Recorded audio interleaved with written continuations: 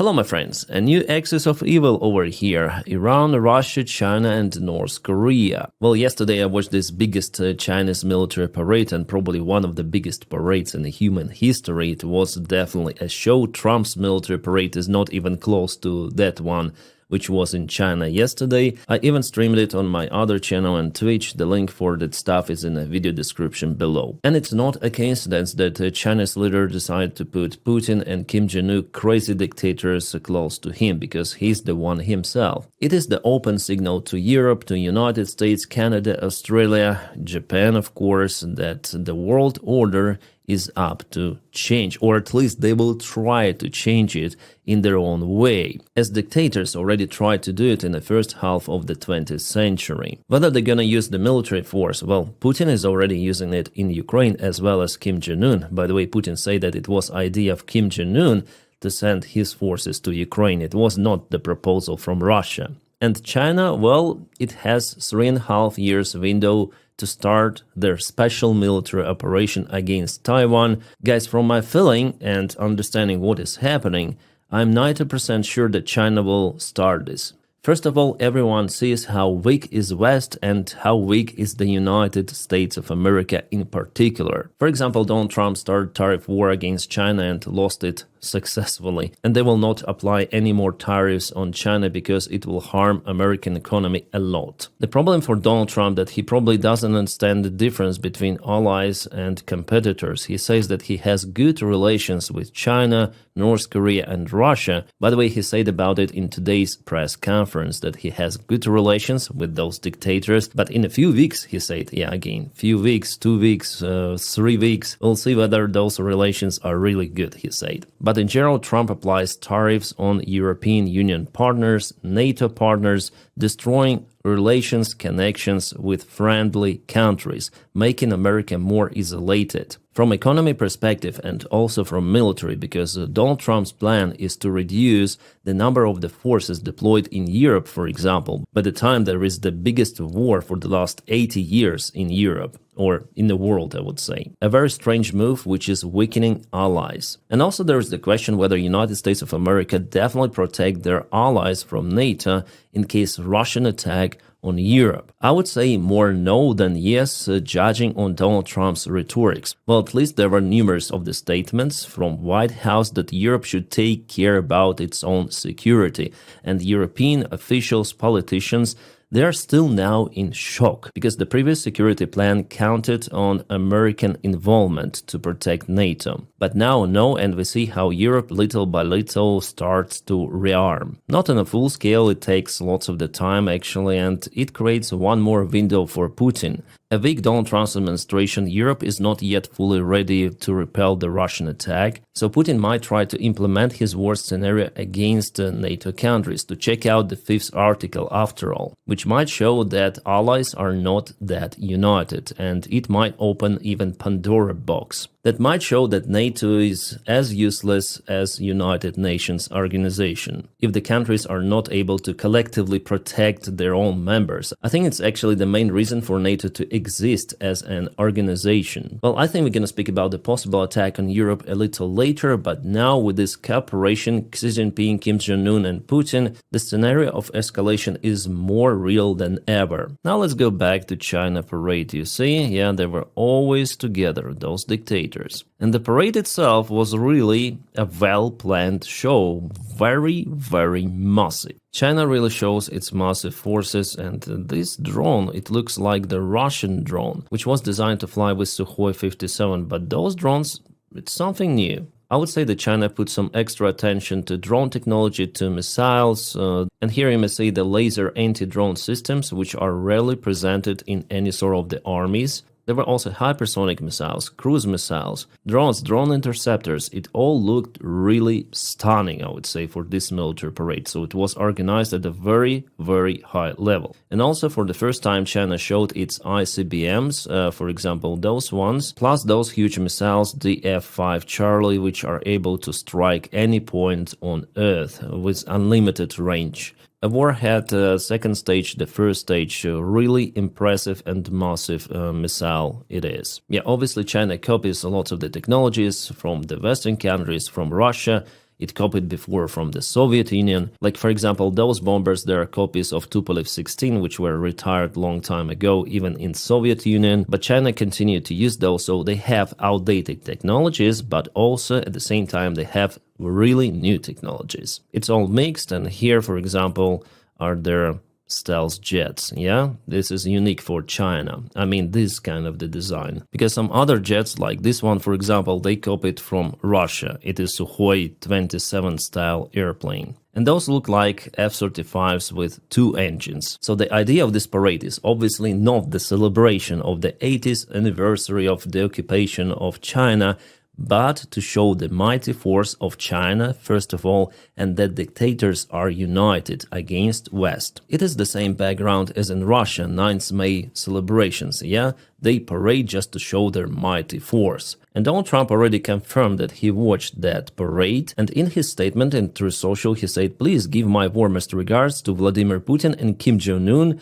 as you conspire against the United States of America, President Trump." Which is, I would say, kind of the rare, truthful statement. Definitely dictators unite against West, or already has been united. But the thing that with this idiot president of the United States of America, there is no way to counteract to this major threat which occurred already. Because Donald Trump, with its actions against friends of the United States of America, against United States of America itself, because he intensifies the national division in the country itself, deploying National Guard left and right to democratic states, for example, I think it's not good for internal policy of the United States. He also weakens the United States economy. So with all of those actions, I don't think that he is really the leader for the time we're up to face. More about the special military operation which China may perform against Taiwan. Before, I was quite skeptical about it and the outcome of the mission for me. Well, it still looks kind of 50-50, but now I'm almost sure that America, United States of America, it will not protect its ally full scale. Taiwan has the great chance, if not being taken at once with a major strike, but at least being blocked for extensive period of time, and United States, they will do nothing, I guess. And allies, unfortunately, my prediction, will not have enough courage to defend Taiwan. Under previous White House administration, it was possible, and Joe Biden openly said that we're gonna protect Taiwan with our military.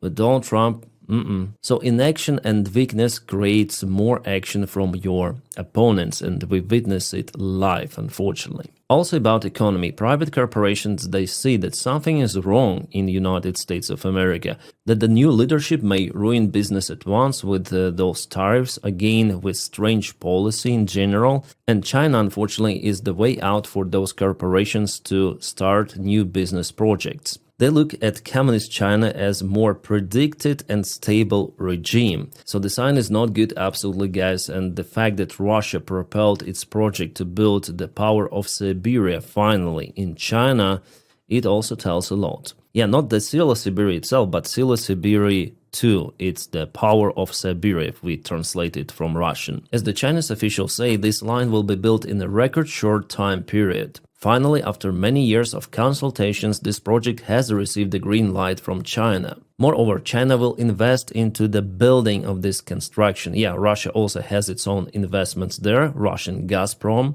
But before, China's position was, okay, Russia, build your gas pipeline and we're gonna buy gas from you, maybe. But you understand that it is the multi-billion project and Russia needs to have some sort of the reinsurances that China definitely will buy their gas. And 2 days ago, they signed papers that definitely China will build this pipeline together with Russia. And they will buy Russian gas, compensating losses which Gazprom obtained from not selling gas to Europe. Yeah, potentially China may cover all of those losses with this new pipeline, Sila Siberia 2, which is not good for us and for the world in general. Again, it is a cooperation between dictatorships and Russia will obtain enough funds to continue war. For now, it is against Ukraine, but you never know what might happen in the future because Russia is one of those few countries that may allow losses in the big war against Ukraine. Actually, aggression wars, yeah? And just imagine those losses, for example, to happen in United States of America, UK, even half of the Russian losses will take like 500,000 people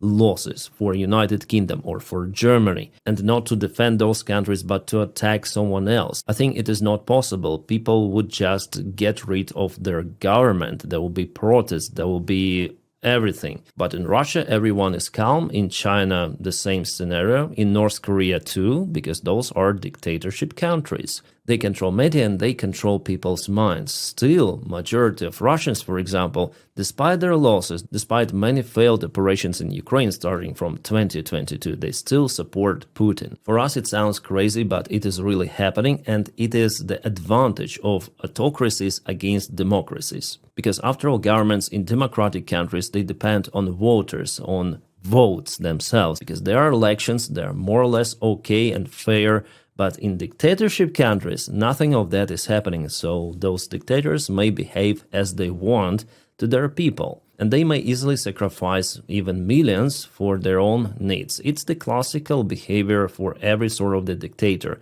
In Africa, in Latin America, in Europe, in Russia, everywhere it's the same. Even in Europe we have those kind of the strange clowns, puppets of Putin and China like Orban and Fico. They're basically the agents to destroy democracy of the European Union. Hungary and Slovakia keep pressure on Brussels over Russian sanctions list, yeah. As I told you, they'll continue to veto help for Ukraine, they'll continue to block sanctions for Russia. It's their usual thing, because they work for Russia. Alright, Putin. Putin said, yeah, for now there is still a difference. So there was the press conference of Vladimir Putin after the meeting and all of this parade stuff in China, where he mentioned that his plan is on the table, that in 2022 there was proposal for Ukraine to withdraw forces from Donbass and keep its sovereignty, but Ukraine violated some sort of the negotiations. So Putin creates the alternate reality for Donald Trump, for example, to believe into. Like he stated also that Russia responds on the Ukrainian strikes against the Russian infrastructure. Then in fact, Russia is the country which started to hit Ukrainian infrastructure at first. Since 2022, Russia is doing it, and just maybe for a couple of years or a year and a half, Ukraine intensified strikes on Russian oil facilities and their military on the Russian territory far behind the front lines. So Putin lies, Putin misleads, he covers the facts and put what he wants to show to Donald Trump, that Russia is not the aggressor state, Russia is defending, Russia is forced to strike Ukrainian infrastructure as a response. It's totally upside down, but the bad thing that Donald Trump could believe in that. So he said that proposal is still on the table from Russia for Ukraine to withdraw from Donbass, not yet occupied territories by Russia, yeah, and he says that Russia is going to reach the goals of the special military operation and the roots of the conflict. And Putin said that they're gonna reach those goals of the special military operation in any sort of the case, preferably diplomatic way for Ukraine just to surrender. But if not, they're gonna use military force, continue to use military force. That is what Putin says. So he is oriented to continue the war in Ukraine. And it's not just about Donbass. The goal for Putin is to cancel Ukraine, like the state. Yeah, preferably without military action, because Putin, after all, is losing his army, which he wants to use later on. But the war is still ongoing and Putin bet everything for it. And why do I always say that this war could last for many more years? Because I listen to what Putin says and his circle. Putin, in most of the cases, on his press conferences, statements, is straightforward. Every time he speaks about Ukraine, he says about the root causes of the war, the goals of the special military operation. He said about it yesterday. He said about it during the meeting with Donald Trump. He's very open with his demands and future vision of how to conquer Ukraine. And yeah, I'm again surprised that some of the media sources trying to interpret his words in other way. It's really strange. So from one side we have Russia, which wants to occupy Ukraine. It means reaching the goals of the special military operation. Just open it. Initial statements of 2022, demilitarization, denazification, which means cancellation of Ukraine. Like denazification is pro-Ukrainian thinking of people, yeah, pro-Ukrainian government, pro-Ukrainian Ukraine. They want to make second Belarus and then to cancel it completely with full annexation. And on the other hand, we have Ukraine, which is fighting for its identity, for Ukrainians, for not to serve for the Russian Empire any longer. Russian Empire, which occupied Ukraine for centuries. Yeah, at first it was the Russian Empire, then Soviet Union, right? And those two sides, they cannot live together. It's not possible. There will be no any kind of well, maybe temporary, very short ceasefires are possible, but in general, the war will continue. It will continue while Putin's regime is in power. Sometimes people ask what might happen if Putin passes away. Well, there are many of the variants, but there is also the chance for this war to continue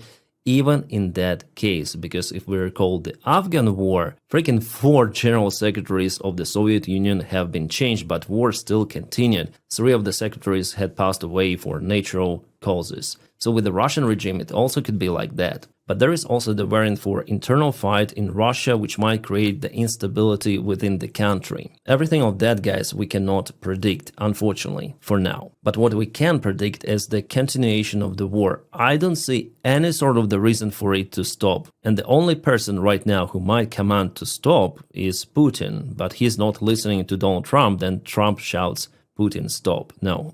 Russia started this war, so Russia has to end it. But we see totally opposite attitude from Putin. He's as determined as in 2022. And Putin, he is not old as Trump. He's 72 years old, and potentially he can rule for maybe next 10 years at least. And speaking about the age, dictators actually touch this topic. For example, Xi Jinping said to Putin that earlier people rarely lived to 70 years old, but these days at 70 years you are still a child. And Putin was kind of active responding on that one. We have the translation from Mandarin here. Somehow microphone was left on. So Putin said that with the development of the biotechnology, human organs can be continuously transplanted and people can live younger and younger and even achieve immortality. Oh my God, don't tell this to Donald Trump. But we see how those dictators think. They want to live more to rule longer, right? Like 70 is okay. Yeah, we can transplant organs and live forever. Oh shit, that stuff really looks dystopian. Xi answered that there are predictions that this century there is the chance of also living to 150 years old. Well, I think that Xi spoke about it in general, but Putin here spoke about his own dreams to achieve immortality, because power is the biggest narcotics. And Putin, he really enjoys his power. He likes to be this dictator who started the massive war, the biggest one since the World War II. And yeah, he wants to live forever, in this case. It was the dream for, I think, many of the dictators, emperors with the same type of ruling as Putin. And about the meeting with Zelensky, Putin again openly said that Trump is just an idiot. He proposed to me, he said, to meet with Zelensky, but Zelensky is not a legitimate leader of Ukraine. According to Ukrainian constitution, Putin says Zelensky is expired president. There should be elections in Ukraine, and there also should be a referendum to recognize the territories occupied by Russia or not yet being occupied fully, yeah,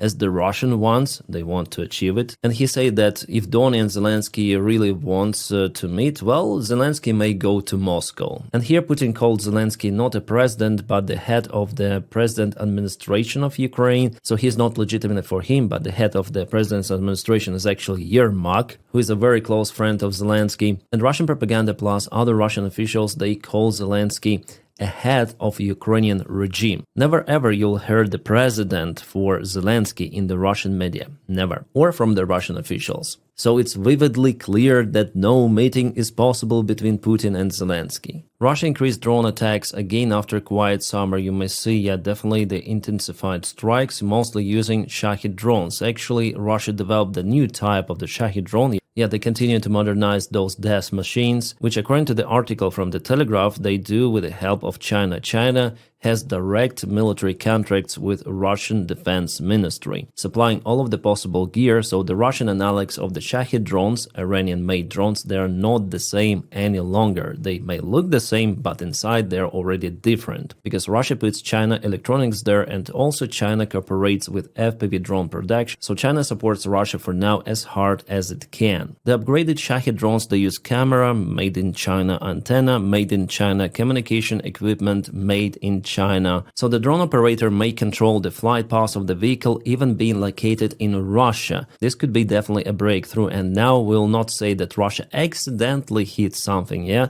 They precisely hit on civilian infrastructure to terrorize Ukrainian civilians in general. So Russia has standard Shahid drones, jet drones, those camera drones, and many more to come, unfortunately. And just yesterday there was the strike on Ukraine with cruise missiles and drones. Russia again used strategic aviation. But there is the intelligence report from Ukraine that some of the bombers failed to conduct the mission. 3 of 2 airplanes, one failed to launch missiles, the other one was struck by lightning and was forced to cancel the mission because of the damage to the cockpit. Wow, seems like Zeus is even on the Ukrainian side. And the third one failed to take off again because of the technical malfunction. All of those airplanes were produced in the Soviet Union. No unit was made in Russia. What Russia might do is just to modernize those airplanes with the new electronics, new software and everything. But build the one from scratch, it's not possible. Russia lost those technologies of the more developed civilization, let's say. And you know, guys, to underline, to make the final conclusion of today's video, we see how definitely dictators want to achieve their goals, how they unite,